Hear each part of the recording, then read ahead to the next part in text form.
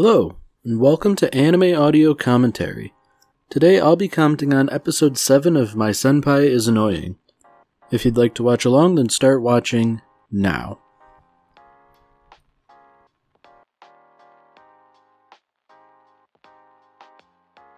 So it seems like this is like a kid's sort of track and field exercise.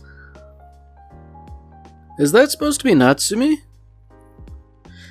I was almost going to say, is this going to center around Sakurai's younger brother and all that, but it seems like maybe this is instead a flashback. Could this possibly be like a fabled Natsumi-centric episode? It would be nice, there's something appealing about her character. Oh, yeah, that's pretty typical, a little bit of cheating here and there at school sports.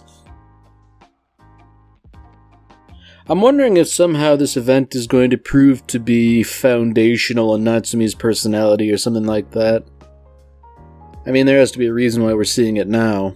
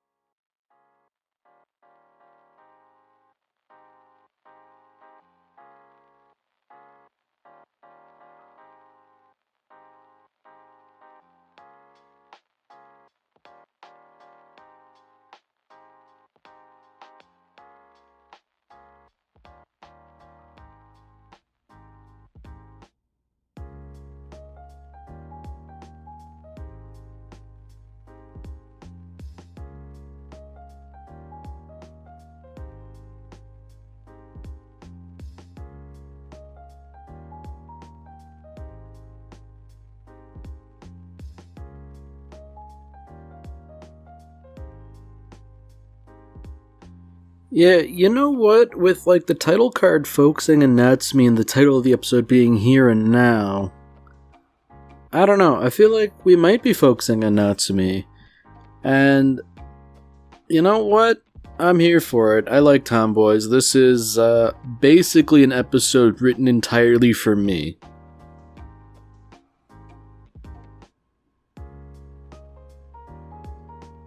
So I guess it is kind of nice to know that Sakurai is willing to,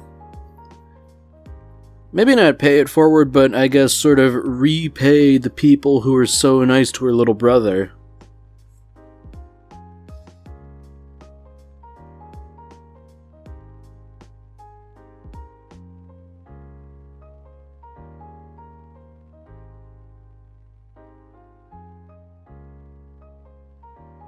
Man, I do have to feel a little sorry for Igarashi here, seeing as how everybody just seems to think they can put their hands all over her, the poor girl.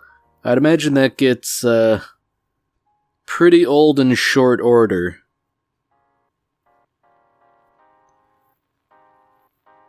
And interestingly, it seems like we are getting a bit of history here, how Igarashi and Natsumi met. And I guess, there's certainly got to be a story to it. I guess as it turns out, poor Igarashi, she got lost as well.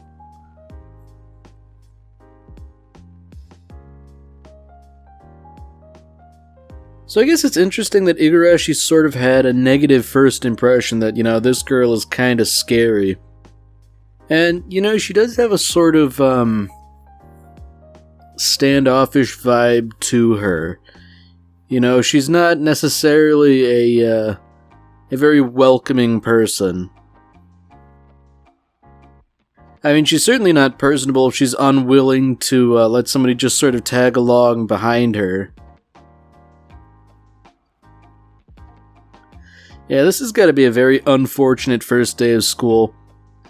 See, I'm a person who's not particularly good with directions or navigation, so like, when I start a new job or do something like that, like, I always do like a dry run or two, go into work before I actually have to do it for real.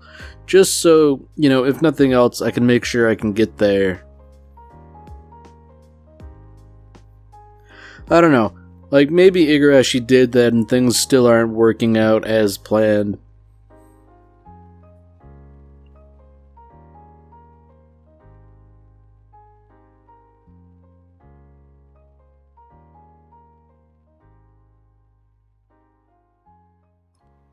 Ooh, that's gotta be rather embarrassing. Natsumi is younger than Igarashi, technically. They're in the same grade, but Natsumi is far taller and far more developed. Like, I'd imagine that's gotta rankle a fair bit.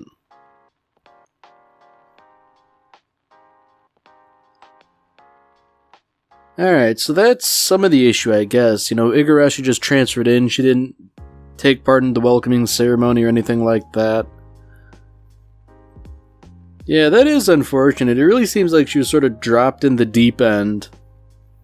Of course, some of that's on her for wanting to, what did she say, like move to Tokyo for school and all that when she was talking to her grandfather.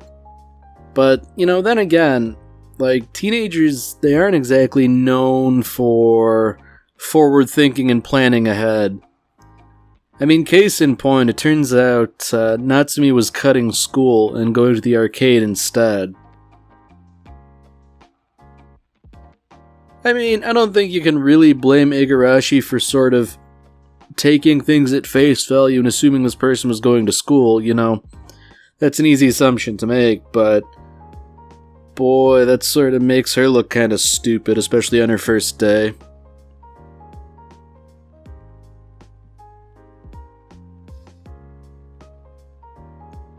I mean, at the very least, it's one of those things where, like, boy, it certainly sucks at the time, but it becomes a funny story later.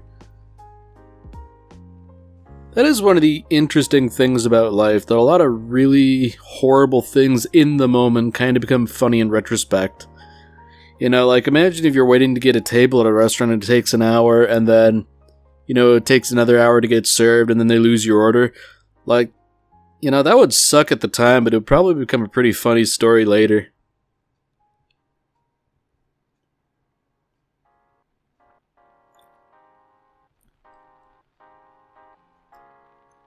Oh dear. It seems like Takeda isn't quite divvying up responsibilities in the orthodox manner, and if they're going to be doing work together, that's it's kind of nice, in a sense. I mean, I feel like Igarashi would be willing to do it, one, for the greater sense of responsibility, but two, just to spend time with the guy. Okay, I think I see where the plot's going now. It turns out I think my instincts were kind of correct. I thought there was going to be a sort of like, Sakurai's little brother was trying to get in shape or something, or running a relay race. And as it turns out, he and Natsumi have something in common in that they're both, at the very least, attempting to run. I mean, poor Yuto, like, the poor guy seems kinda spindly, so, I mean, maybe running's for him, but it's kinda rough going at the time. I mean, if nothing else, this is kind of a blessing in disguise for him. Natsumi's a reasonable runner, by all appearances, and, like, just thinking about it from his position, hanging out with a beautiful girl like that, that is a good deal. I am inordinately reminded of Don't Toy With Me, Miss Nagataro, in that Senpai sort of had a similar deal with Nagataro. She was sort of, I guess, training him in, learning how to run and all that, and he was sort of put through his paces to keep up with her.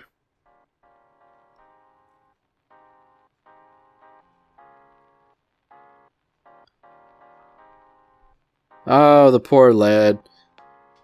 So it turns out, he wants to be an athlete, sort of. He likes basketball, but he sucks at it.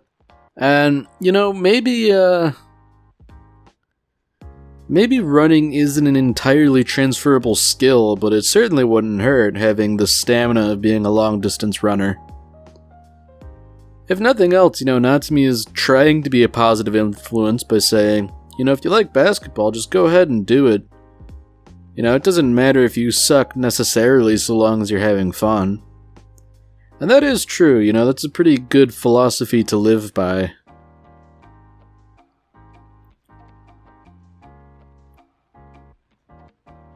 I'm wondering if perhaps Natsumi didn't necessarily live by that philosophy when she was in school.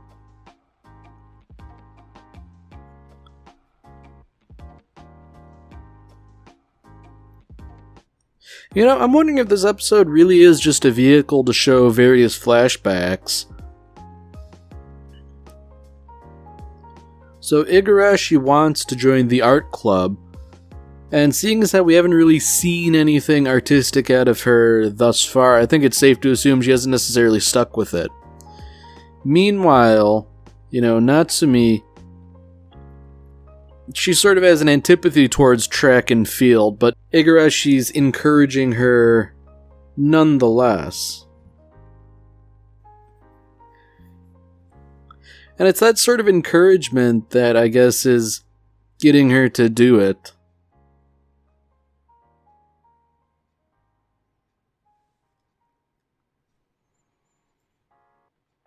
I guess it's interesting that race where she got tripped was sort of in the forefront of her mind with all that, But I guess it is understandable, that would leave a pretty bitter taste in my mouth too in that position.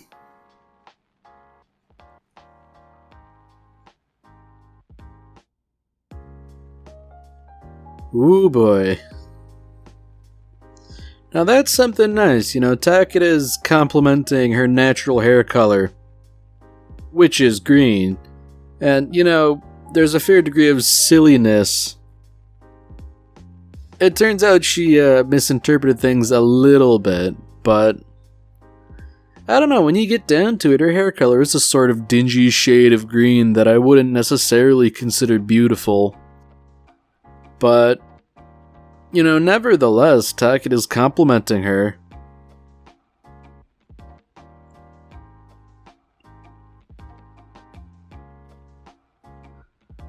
Oh dear, we can never have anything nice for too long. I think that's a rather unfortunate and deliberate misunderstanding to have take place. Just take the win, you said your hair's pretty.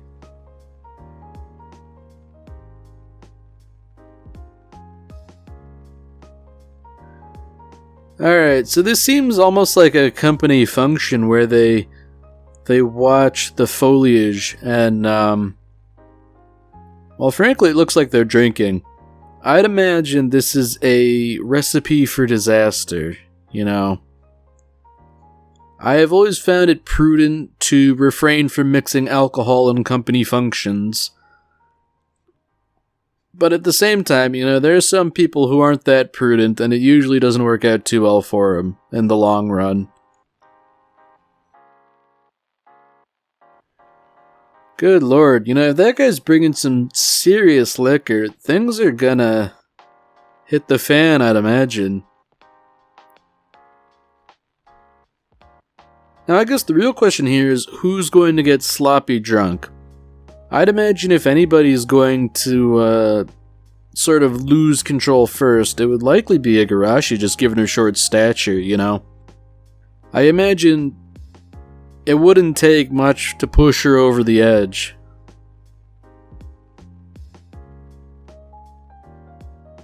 Of course, that said, the boss, he looks a little buzzed, especially considering that he's just getting up to karaoke.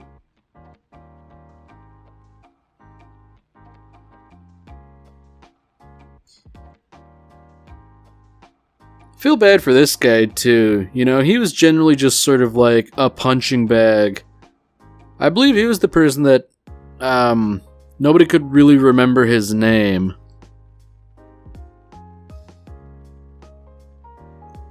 You know, generally it's inadvisable to have the drunk people sing karaoke.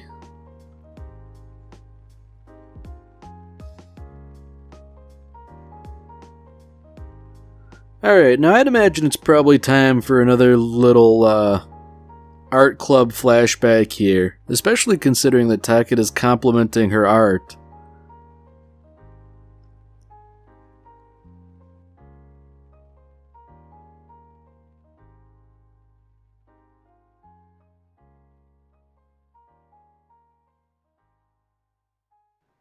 Yeah, so it's interesting that, like, the two worlds are sort of colliding here, you know. Igarashi hasn't really introduced her friends, but Takeda's sort of vaguely aware of who it is. And I guess, even more interestingly, Igarashi says that she really only cares about drawing because Natsume sort of made her persist. So I'm wondering if Natsume has a sort of similar story about track and field.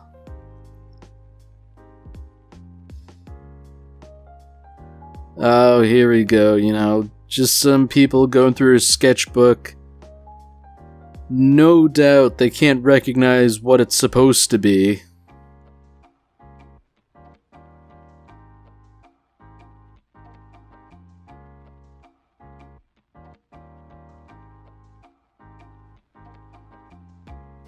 Yeah, you know, this sort of thing would really get under my skin, too.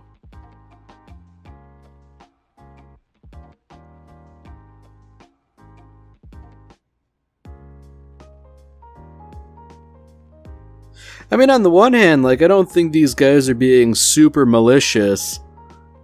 But at the same time, just give the stupid notebook back. You know, maybe violence wasn't necessarily warranted, but, you know, good on Natsume for standing up for her friend. I mean, at this point, maybe they weren't necessarily friends, probably more like acquaintances, but I'd imagine, if nothing else, this is what sealed it.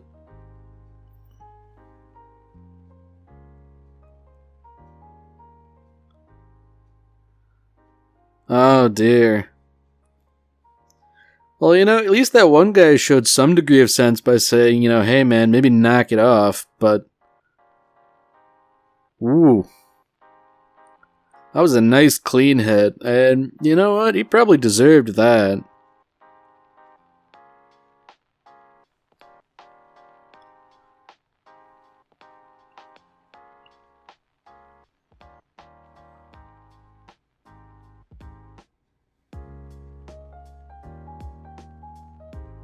You know, there we go. I mean, ultimately, this is kind of a mess, and surely there will be consequences for these actions, but... You know, I think Natsume acted honorably defending her friend.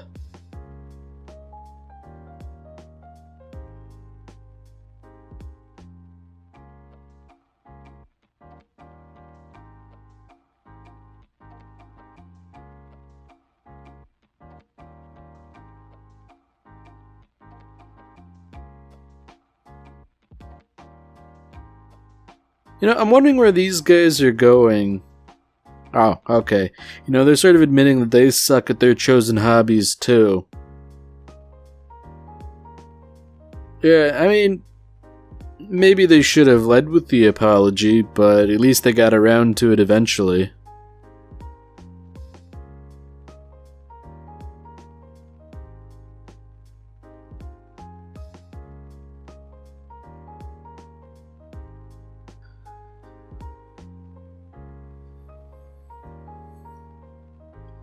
Yeah, you know, Natsume's sort of realizing that maybe initiating violence was maybe not the most prudent approach. You know, it's not clear whether or not she's facing any actual consequences. And to be fair, I don't think she should. Although it is nice that Igarashi is concerned about this whole thing and that, you know, she's trying to be more friendly. You know what? This is nice. I mean, even if Natsume is still sort of standoffish,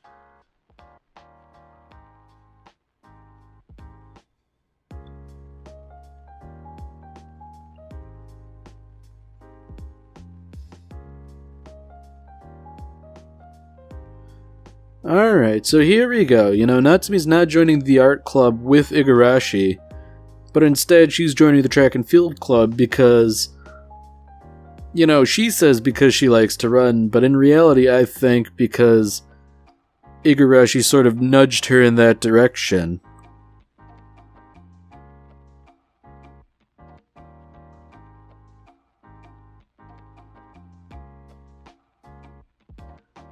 And I guess it's also important to consider that Natsume is a pretty good friend for Igarashi, who's living by herself in a big city. You know, it is worth considering that living by yourself in a big city is kind of a crappy prospect, you know. It's nice to have a friend or somebody you can rely on.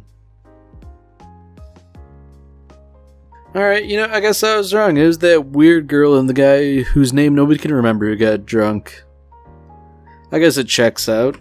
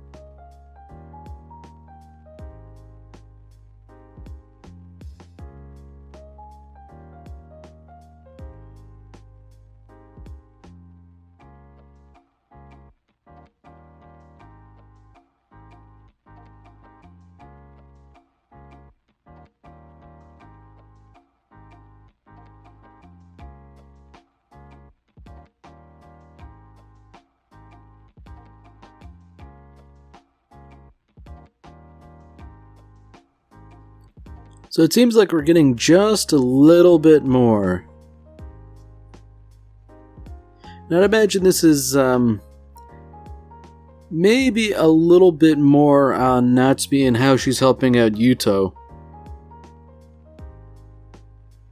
I don't know, maybe they'll come to some sort of an arrangement about how she could continue to help him.